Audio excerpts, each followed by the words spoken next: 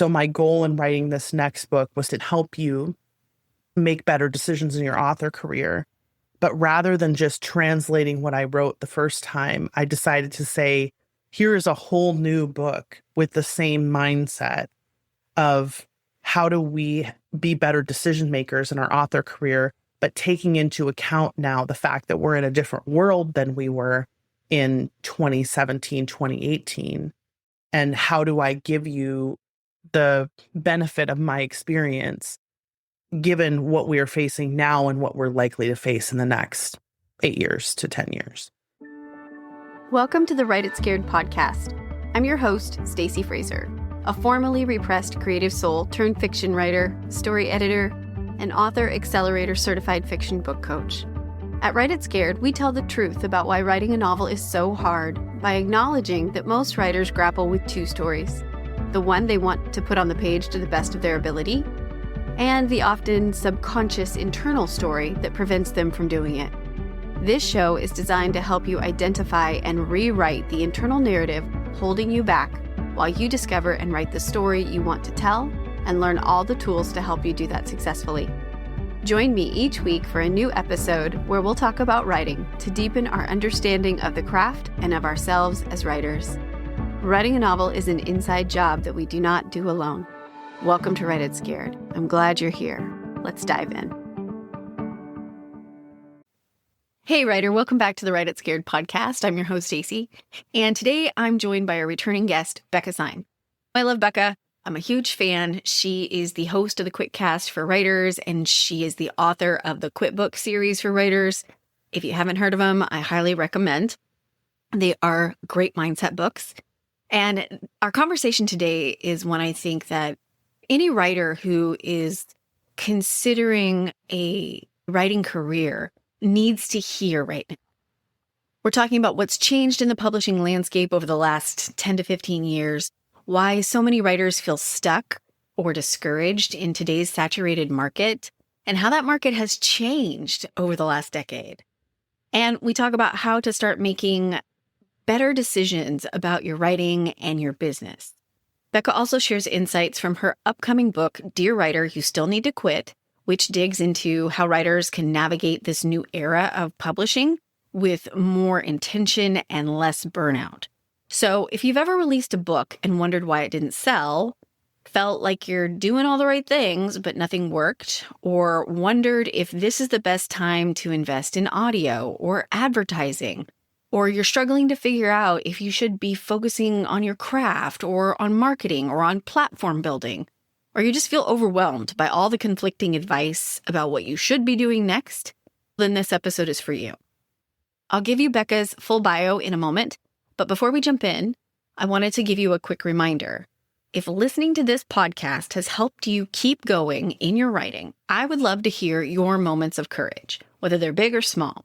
The Courage Files are open for submission, and starting in September of 2026, I'll be sharing listener stories right here on the show to help encourage others and help those writers who submitted celebrate their gains. Each quarter, I'll randomly select one submission to receive a free editorial assessment and coaching session with me. So you can submit your courage moment through the link in the show notes.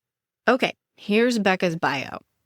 Becca Syme holds a master's degree in transformational leadership and has been a success coach primarily using the Gallup Strengths Finder for over 15 years. She's coached over 5,000 individual authors and creatives through her Write Better, Faster, and Strengths for Writers classes and coaching cohorts. 6- and 7-figure authors, major award winners, mid-listers, and new authors alike. Becca is the host of QuitCast for writers, author of the QuitBook series for writers, and a USA Today best-selling author of cozy mysteries under the pen name R.L. Syme. Hi, Becca. Thank you so much for coming back on the Write It Scared podcast. I am so happy to have you as a returning guest. How's it going? It's so great. And thank you so much for having me. My Kickstarter is officially done. So I feel like a big check mark off of the list for that. And so I'm really excited to be here to talk about that book. Yeah, me too. I'm excited to help you share it with the world.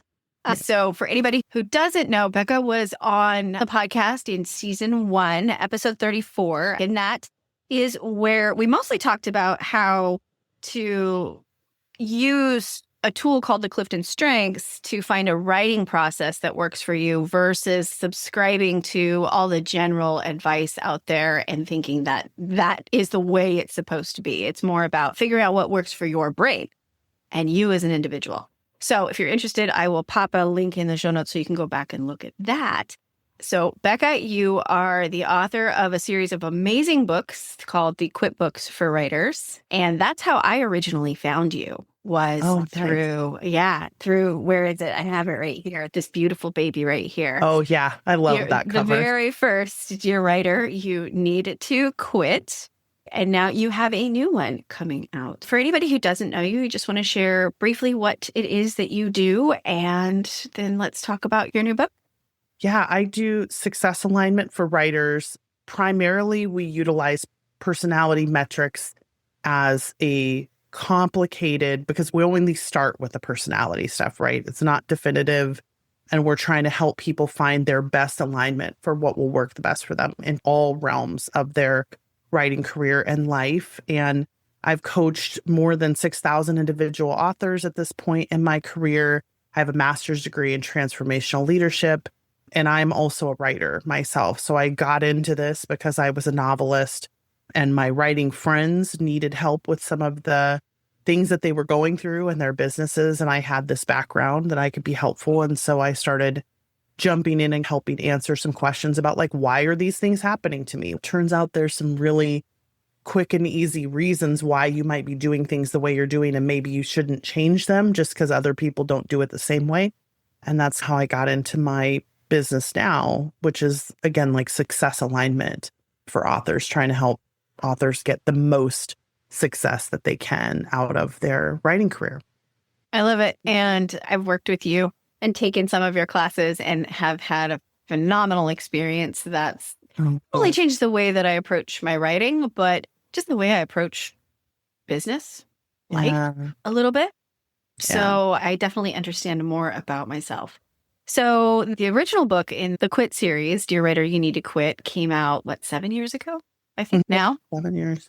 Okay. Yeah. And the next book that is coming out is called Dear Writer, You Still Need to Quit. Yes. So tell me about this book. Who's it for? What kind of writer is it for? What do you want them to know about it? Yeah, I think people who haven't even read the other book can read this book and still be located enough in it. So it's not a refresh. It's not a refresh. And weirdly, I thought when I started writing it that I was going to take this framework of the old book and just rewrite the parts that really needed to be rewritten. But this is actually a completely different book. It's like the way I approached the book in 2017 when I was writing it was I had all these clients that I'd been working with, and they were like, I can't explain to people exactly what you do other than you have to just do this thing with Becca. And can you write a book that I can give to my friends that would explain what it is that you do and give your methodology? And I was like, sure. It's the middle of the gold rush. I'm coaching a very kind of broad base of people. I had a lot of information at that point. I'm like, I can give some guidance to an awful lot of writers based on my experience. So let me do that. But I was speaking to the middle of the gold rush era kind of author who had a very different set of problems than post gold rush era authors have. And especially, do you want to tell people what the gold rush was for anybody who doesn't know? In case you didn't live through it, the gold rush was 2010-ish, maybe 2009, depending on who you ask, to about 18, 19, 20, somewhere around there. And essentially it was when publishing was New York rules published. There were gatekeepers. It was very difficult to be seen unless you got through one of the gates. And you definitely didn't have access to readers en masse. And Amazon and other platforms really changed that for us and allowed us to have access to readers more directly, allowed us to publish ourselves directly. And that led to an opening of the market to a lot of people who would not have previously had access because there were only so many gates that were open, right? And so when the gold rush happened, it was like, now there are no gates, everyone has access. And so we all rushed in and started publishing. And because there was more scarcity in the market at the time, that created a big bubble that made there be a lot more money on the table in terms of there were fewer people trying to get at the money. And so there was more access at that time. And now the unlike the gold rush of yore, where there's no more gold in the mountain, that's not the case. The resource of reader attention is a renewable resource, but it is also cumulatively taken by other people who now have the reader's attention, right? And so when we hit the end of the gold rush, it was this market is now saturated enough that the problems have changed for the readers. Like previously, there was a big problem with there were a lot of good storytellers and people who just didn't have consistent enough access to readers. Readers wanted more than they were being given because the market was kept at a modest level of scarcity on purpose. Now the readers have a completely different problem, which is there's way too much content for them, and they now need curation of that content. And so the saturation point of the market has hit us in a place where we're in this really weird space. On one hand, it is for sure not closed. So it's not like the 1849 US gold rush, right? Where not all the gold's gone and now we all just got to go home. That's not really what's happening in the publishing market. So it makes it hard to have conversations with people about it. But there are very clear patterns of saturation and the bubble being gone and that type of thing. Pay to play is now more the buzzword. It's very hard to get seen. It's hard to get discovered. And so the rules have changed. The problems the readers are having have changed. And that means the problems writers are having have changed. And so my goal in writing this next book was to take the mindset of like, how does my coaching at volume help you to make better decisions in your author career? But rather than just translating what I wrote the first time, I decided to say, here is a whole new book with the same mindset of how do we be better decision makers in our author career, but taking into account now the fact that we're in a different world than we were in 2017, 2018. And how do I give you the benefit of my experience given what we are facing now and what we're likely to face in the next 8 years to 10 years? That was a great tee up to talk about what is coming in this book. So the book is aimed to help writers, their publishing era, make better decisions so that readers can find them, right? Yep. So that they continue an author career that is sustainable. So why don't we kick off by just talking about some of the major struggles that you do see authors facing? You touched on a few of them, that the market is more saturated and it's more about curation. So can you break that down a little bit? Yeah, what happens when there is too much choice? If you've ever heard, there's this really famous discussion around this that has to do with types of peanut butter in a market, like a consumer scientist talking about how they decide to make decisions around what types of peanut butter to put on a shelf in a grocery store. Right? If there are 400 types of peanut butter in the world, I don't put 400 types of peanut butter on my grocery store shelf. I make an educated guess about what the people in my town are likely to want to purchase and what I can reasonably sell.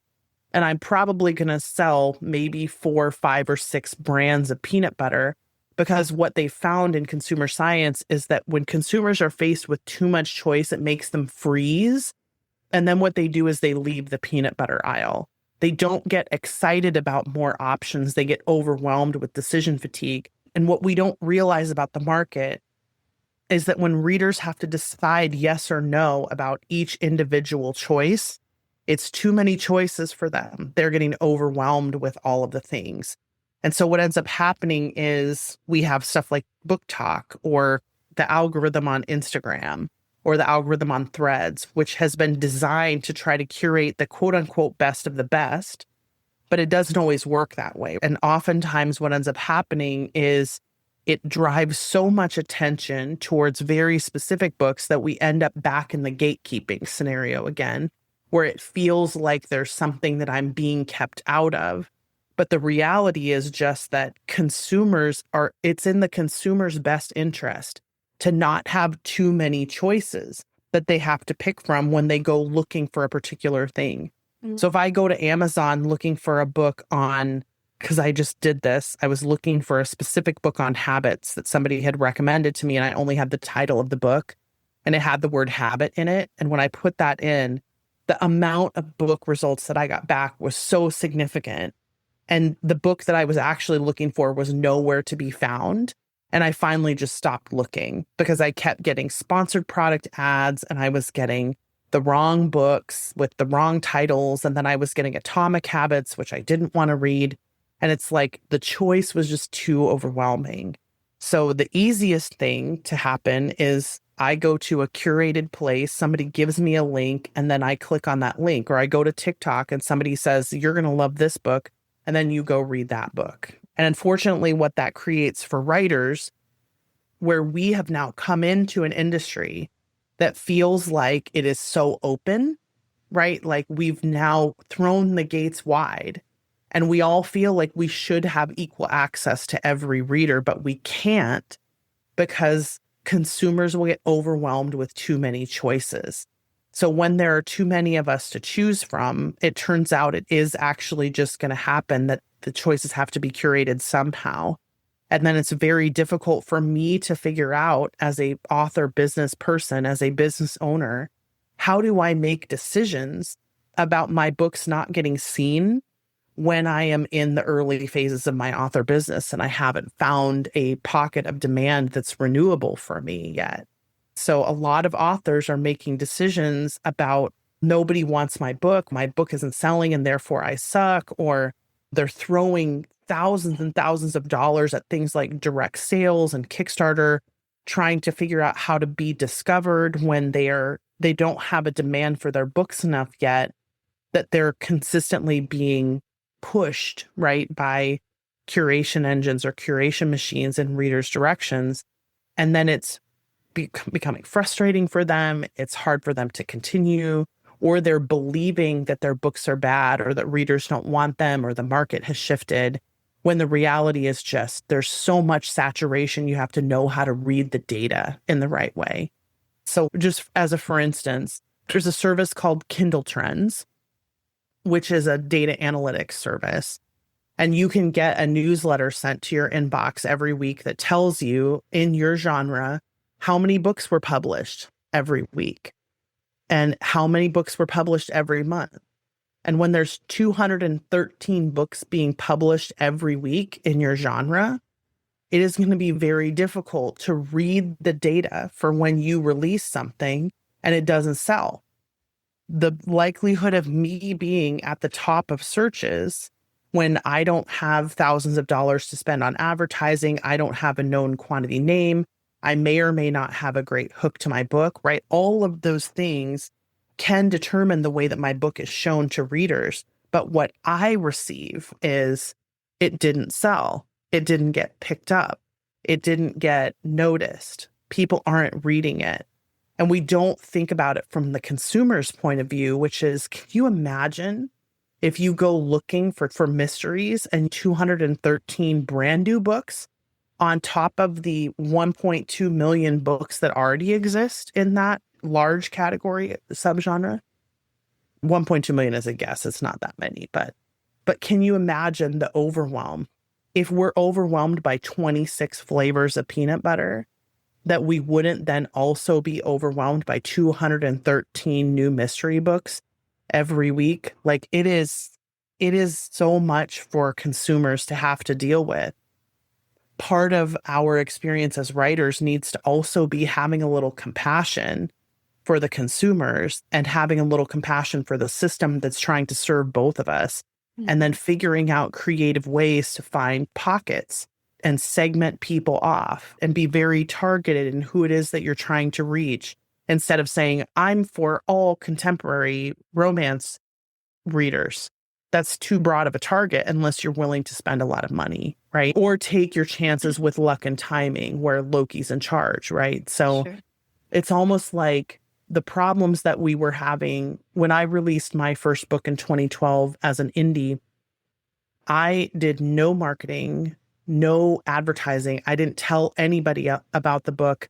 And I made 4 figures of income very quickly and then 5 figures of income very quickly, right? Like it was so different in those years. And even in 14, 15, 16, 17, 18, I was still not advertising. And then all of a sudden, it's like the rules start to change and the rules start to change on a broader scale. And it takes us so long to catch up, and we don't realize we're still interpreting things based on old data. And I'm still trying to run my business as though I'm running a business from a system that's really designed to serve people who are in a market that's really wide open instead of being in a saturated market. You also talk about the different phases of author businesses. So why don't we talk about the 5 phases of an author's business and when they might be starting to see some of these struggles and how that sets up maybe the decisions that they have to make? Yeah, the 5 phases is based on a model that's common in business realms and organizational and industrial psychology realms, that is about the organizational growth curve, right? So the model is, if you are looking for demand, which anyone that wants to grow a business or wants to grow a nonprofit or some kind of organization is looking for demand for whatever you produce. So when I'm looking for demand, that means that the demand that I can find is what's going to govern the growth of the business. So is there demand for what I'm producing? And can my supply fill the demand for what I'm producing? So I think a lot of us look outward and we see, oh, there's still a lot of demand for romantasy, or there's a lot of demand for rom-com or mystery or whatever, right? So in theory, there is a lot of demand, but there's also an incredibly high amount of supply. And so a lot of what I'm doing in the early phases of my business is trying to figure out if I have found a demand pocket or not, and then trying to find more places where demand might exist so that I can try and capture some of those available pockets. Because in order for my business to grow and for the trajectory to continue in an upward direction, supply and demand have got to meet each other on some level. So just because I have a romantasy book doesn't mean that there's demand for my romantasy book in the market. I may be releasing on a day when there's 25 romantasy books releasing, and then I may just not get seen by the right people because I'm not in a narrow enough audience, or there isn't a narrow enough audience accessible, or the market is overserved or whatever, right? There are all kinds of reasons. But if I'm making decisions about my author business based on being in somewhere other than research and development, which is phase 1 R&D, is, can I find the demand that exists? And is there a demand for what I'm producing? So if the answer is no, not yet, then I have to continue to labor inside of research and development phase, which means I'm not going to make my money back for a while. I may make back just barely the expenses and sometimes I'm not even making that back, right? Once I start making back significantly more than my expenses, then the demand I've found is growing. And now I can start serving that demand and capturing more of those people so that I can continue serving that demand and then growing my ability to continue producing what it is that readers want. But then that pushes me into these different phases. And then each phase, again, based on how organizations grow and how demand and supply function, then it pushes me into needing to make different decisions. And so many authors are making these decisions about creating infrastructure around their business, or like putting their product into multiple different streams of income, like creating all these different versions of the product, translations, audio, subscription services, etc., without thinking like, but do I even know if there's demand out there for this, that I'm going to get my time paid for, or that I'm going to make my money back? And we're not thinking about a lot of those things because everybody's telling us like, do audio, do translations, etc. But the caveat that they're not saying is either be willing to lose the money, and then it's speculation and not investment, which is a whole segment in the book.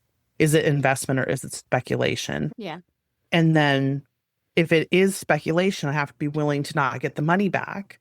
But if it's investment, then I have to know that there's an actual demand there that I'm meeting, that I have a reasonable enough expectation of making that money back that's based in something other than other people have found demand in that market.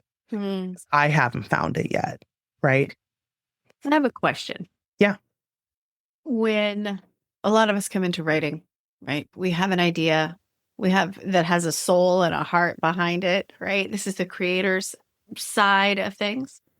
And for those of us who are planning to pursue more of a independent publishing route, how does it line up for us? Like let's say you're a writer who's got an entire world built in your brain and you've drafted, I don't know, 3 or 4 of your books and you're revising them and you're thinking about self-publishing in the next year. You're setting up a plan for this. And you become aware that, okay, so I need to look at the market for this in a different way than perhaps that I have been. And you realize that maybe there isn't the demand here that you were hoping for. What the hell do you do then? Yeah. I'm so glad you asked it in that way in particular, because before you release, I don't know that I would look at the market at all. Like, the way you prove demand is by looking backwards, not forwards. You don't know for sure that you found demand. That's why the research and development phase is so experimental, right? So here's just one example. Talking about author success archetypes, right? There are 4 different ways that people can potentially interact with the market as they're writing. So there are the trailblazers who want to change things and do new things. There are the drafters who want to come behind people who are already doing good things and do great things. Like, they want to multiply on trends that they see or waves that they see, and then they want to take it and just own the whole market. Those are the drafters.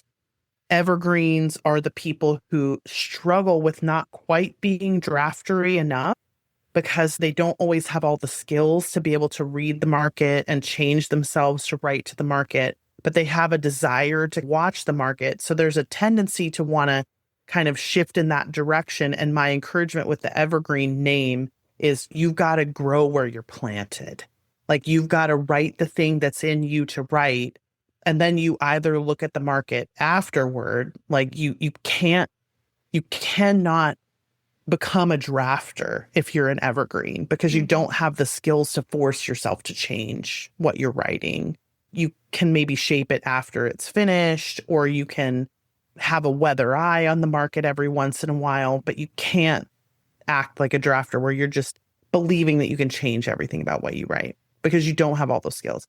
And then there's the islands, which is like DGAF, leave them alone, let them write their thing. They function the best when they don't pay attention to anything.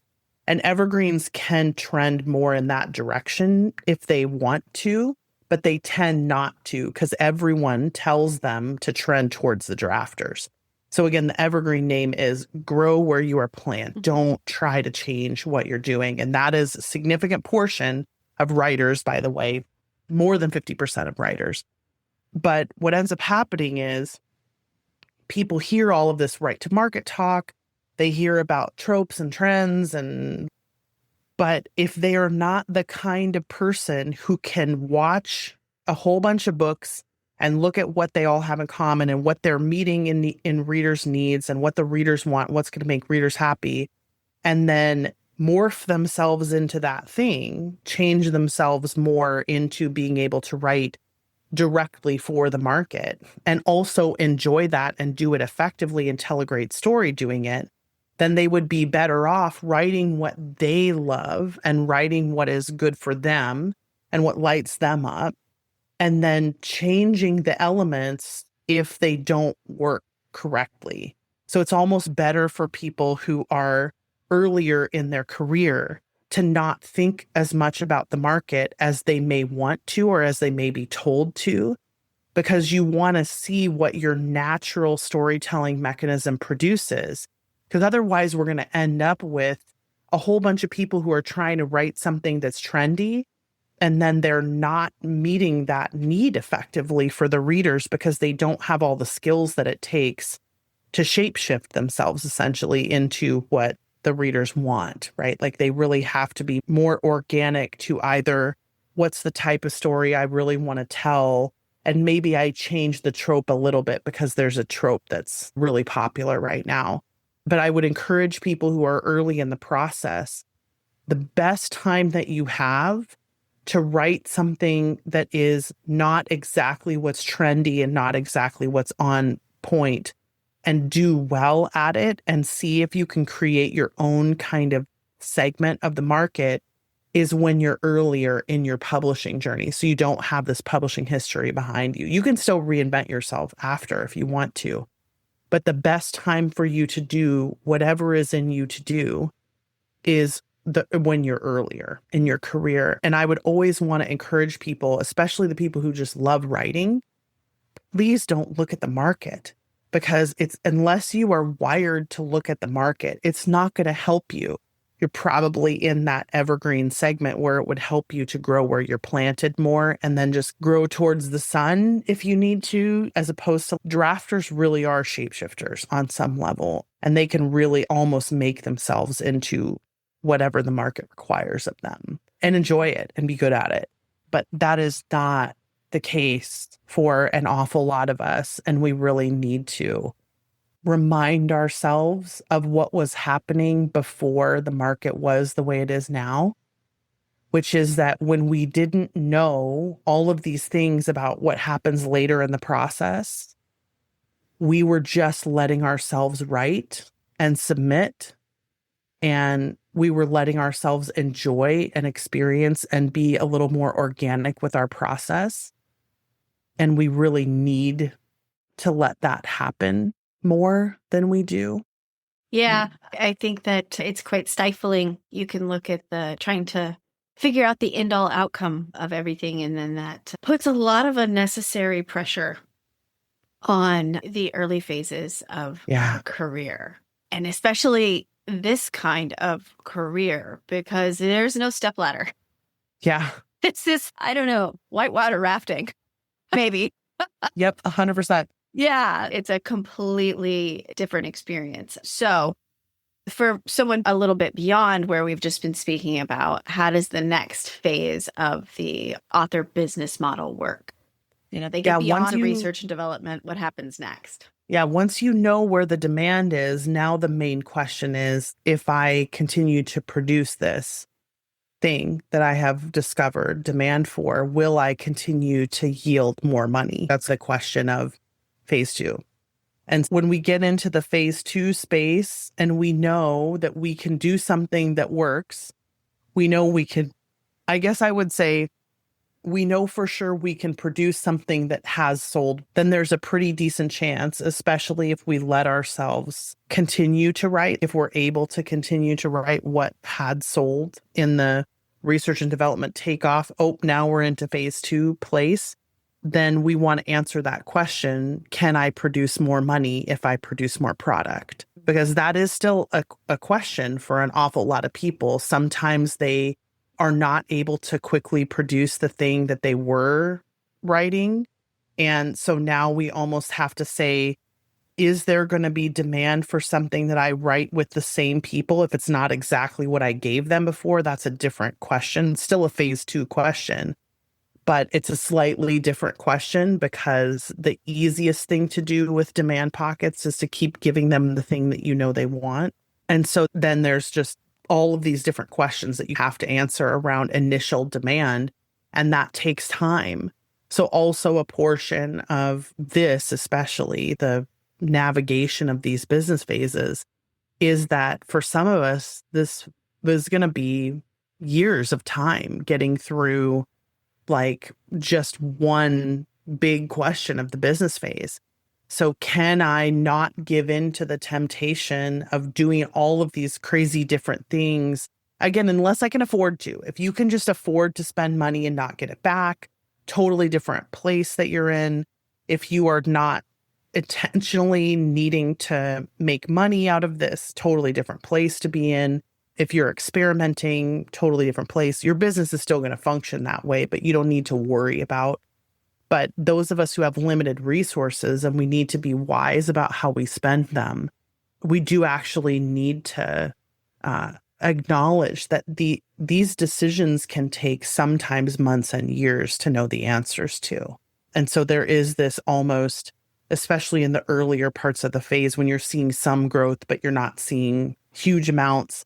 And then the answer is, okay, now let's publish another book. That's going to take me 8 months. Okay, great. Then come back in a year and we can have this conversation again, right? That's a hard place to be as a quote unquote business owner. So I get why people start to make these kind of frantic decisions. I've got to make all the money I can right now. And it's no, that's not the rule. Like the gold doesn't go away, right? Like it's a renewable resource. You can take many different swings at the pitches. There isn't only one pitch. This isn't Hamilton, right? You're in the room one time and you get your shot one time. That's not this, right? But sometimes we need the reminders, which is again why I write books like this. We need the reminders. That's how we function.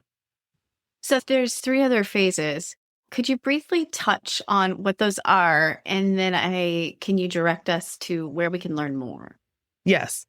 So the third phase is infrastructure building. So once you know that there's a good amount of demand there, then you want to make sure that you can continue to produce whatever product it is.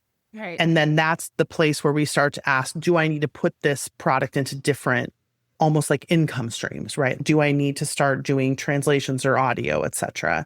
And then each time I do that, phase 3 and 4, you go back and forth between them. Like you do a little more infrastructure and then you see, does it produce growth? Okay, great. If it produces more growth, then we can do more things. So we can either now add more layers of HR, which is what a lot of people need to do. They need to hire somebody to run ads for them. They need to hire someone to be their assistant.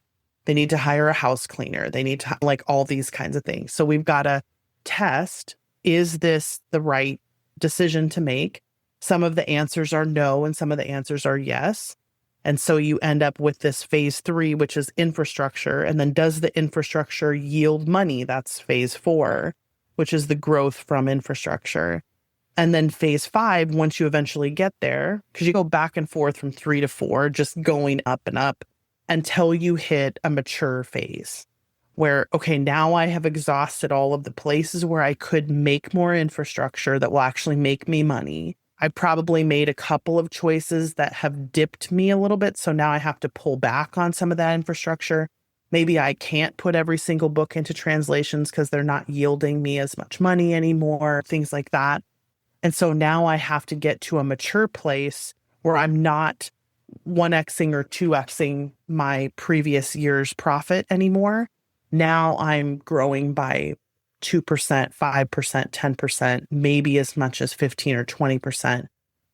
And then I'm also going down some years where I'm maybe didn't have as great of a year. Maybe I could only release 2 books instead of 4. Although again, like in a mature phase, even 2 books instead of 4, you should still not see a huge amount of shift. Right.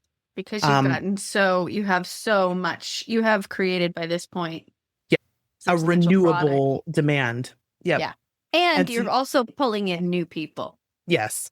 Yep. Because you are providing a very specific experience for people, even if it's not something you intend to be specific, it is a specific experience that people are getting from you. And so the more you continue to provide that for people, the more renewable the demand will be. And then you get some attrition of old people who are now not interested anymore, but you're always continuing to collect new because the demand exists in the market. And now you are cumulatively meeting that demand. So now there Absolutely. is this, now there's this idea in business management of the cumulative advantage that you have when you have a larger business, right? You have a natural kind of brand, you have a position in the market. So phase 5 is mature business, and those are the people who have that advantage of having. And then the goal is actually a mature business where you're seeing very little change from one year to the next year. And you're able to just continue to produce a pretty consistent amount of money. With the energy input that you've decided. With the energy inputs. Yeah. Because if you try to grow again so much of growth from phase 5 is about luck and timing. So did I happen to get the Netflix deal that got done well, that made me a lot of money, as opposed to the Netflix deal that didn't get done well, that did not make me money, right? Or didn't get made, even though they optioned me or whatever, right? So there's some luck and timing up there.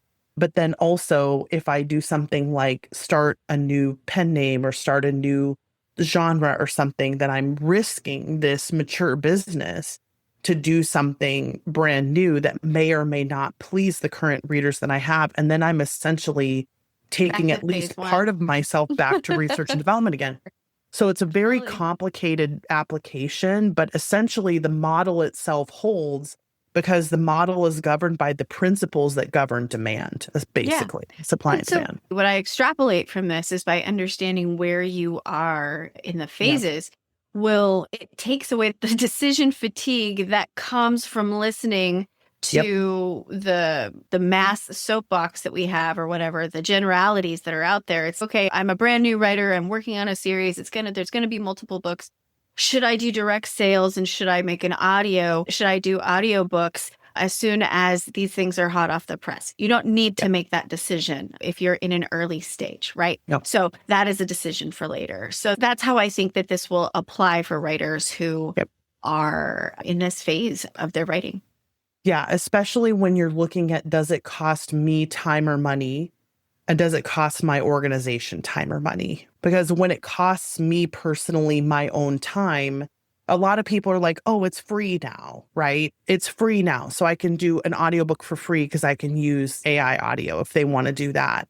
And it's like, yes, that might be free, but it's not free to you. Like, you still have to go through the process. You still have to QA it. Like, that still is a cost of your time and energy. So it still counts as infrastructure in terms of now you have more assets you have to promote. So you have to create additional structure inside your business to make sure that those things sell themselves. So nothing that we do is without additional work. Every opportunity creates more work for us. And I think part of why I do this with authors is that we make a lot of business decisions out of fear and we don't realize it. We're afraid of what happens if we don't sell. We're afraid of what happens if we don't take advantage of this new thing, if we miss this trend or whatever. But we don't have to be afraid of those things because the people talking about them are speaking a different language than what you are probably speaking right now. So it may be a good thing for you to think about doing a Kickstarter or doing direct sales or doing audio or translations or whatever. And it may not be, but we want you to be able to make that from a place of understanding the decision a little bit better and not assuming that just because other people are seeing results from it, that's promise that you are going to see results as well. And just trying to be a little more kind of wise, like giving some wisdom about the structures but if you want to learn more about it, you can go to patreon.com/Becca Syme. And we have a series of workshops about the business phases themselves. And then obviously the book will come out probably in late April would be my guess, is when we're going to put that pre-order up for. And then hopefully, if you can't find the information there, you can look on the QuitCast that I do. We give away a lot of content for free there as well. But just hoping that this will provide some guidance for people to help them make some better choices for their author career in the future. Thank you so much for your time today, Becca. It's always a pleasure to talk to you. I could listen to you talk for hours. You wrapped us up with where the listeners can find you and when they can expect this book out in the world. I think you said the pre-order was in April, but it might be sooner than that, right? Yeah. So I'll make sure to put a link in the show notes where people can find that if they want to take a look at it. And so thank you so much. Yeah, thank you for having me. Thank you for listening to the Write It Scared podcast. If you enjoyed today's show, please make sure to hit the follow button so you never miss an episode. And please leave a review. Reviews help other writers like you find the voices and messages they need to hear to continue to write their stories. Let's lift each other up. Remember, you can be scared and still be unstoppable. I'll see you next week.